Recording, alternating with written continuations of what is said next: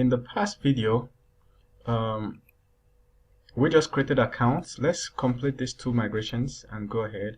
So the first migration we need to do is countries. So let's add these new fields to countries.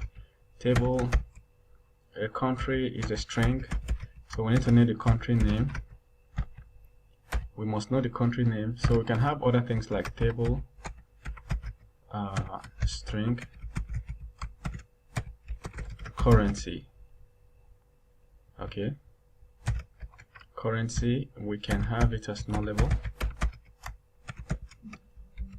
and country code, same thing, code.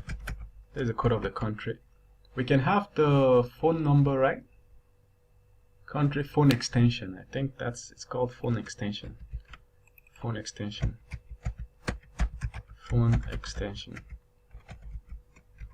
So you can put unlimited stuff here. Then we need to have our soft deletes.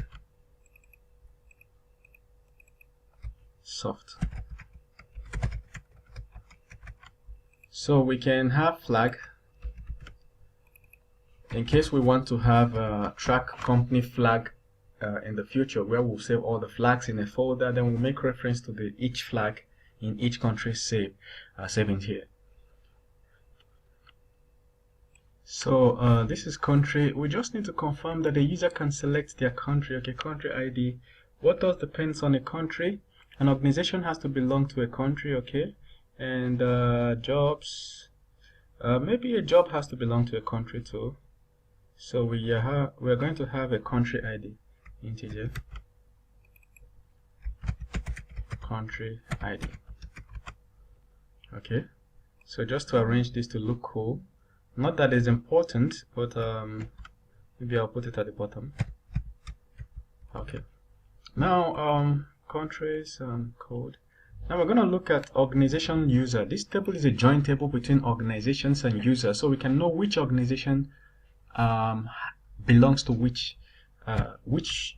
user belongs to which is working in which organization. So we can have multiple users to one organization or multiple users to multiple organizations. So here we're going to do, first of all, integer. We want to know the user that belongs to this organization. We can say user ID.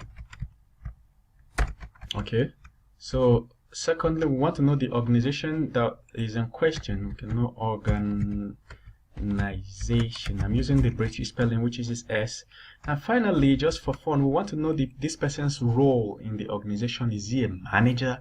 Is he a celebrity? Is he a programmer? What is your position in the organization? Are you the CEO, the founder? You know, so we can say role. Okay, this role has to be we're gonna call it something like string, and we can just make it nullable, and then that's it. So now we know which user.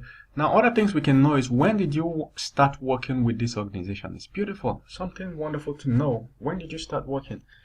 Okay, not that it's all so important for now, but we can have it at that start date.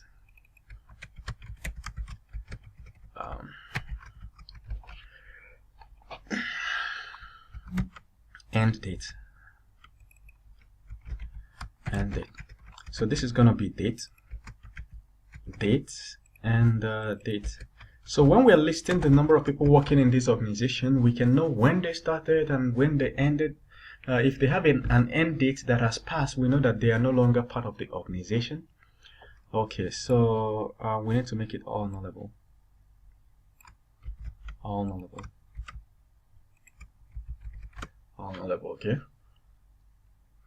So at the basics of it, we just need to know which user belongs to which organization. Okay, beautiful. Now we have to have our usual soft deletes. Soft deletes. Okay. Now everything is sorted. We can then go and run our migrations. So we come here and run php artisan migrate. We'll put refresh. The reason why we want to refresh is because we have already run migration before, so that it doesn't give us errors that a table already exists and stuff. So you add refresh, the refresh option. Okay, it is sorted now. Now if we go to our database, and click on Laravel jobs. You can see accounts, countries, failed job, blah blah blah blah. So we now have all these tables here, so we can start generating the front end files, the HTML files, and some of the PHP files for it. To do that, we will use something interesting called infom, which is the generator or the package we use to install this application in the first place. So we'll go to their website, infom, click on Get Started Now or infom Labs. If you click on it, it's gonna pull you up to somewhere here. You click on Get Started, it pulls you up to somewhere here. So you're gonna click on Setup, click on Generator Options. Okay, if you click on Generator Options, always make sure that you're on the correct version of Laravel you're using. This is 6.0. So you look for table, just scroll down,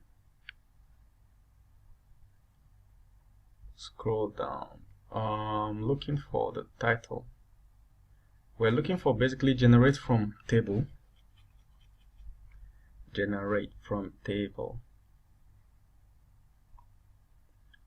Okay, fields from file, no. So if you want to generate dummy data and add it to your application, this is how to do that. You just tell it the model name. I think we should even do that. Provide an action to generate data class for this. So if you want to generate dummy data, but the main thing we are looking for is to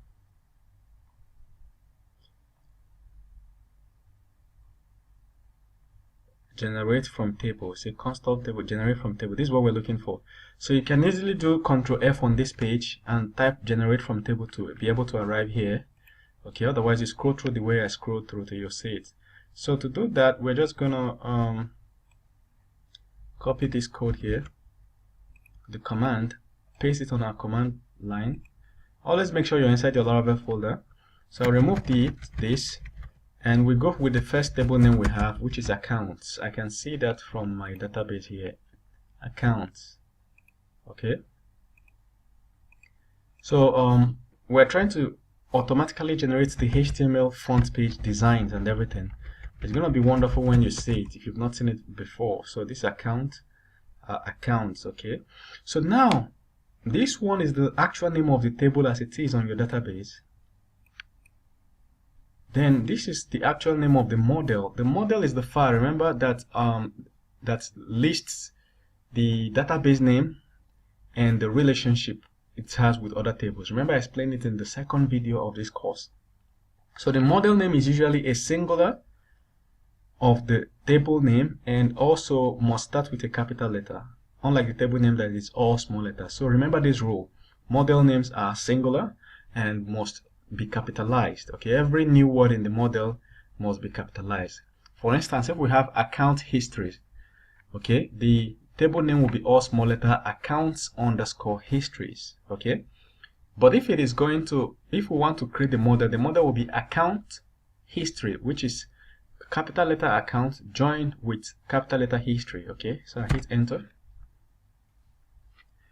and this creates all the files we need for accounts. I'm going to show you what it has created.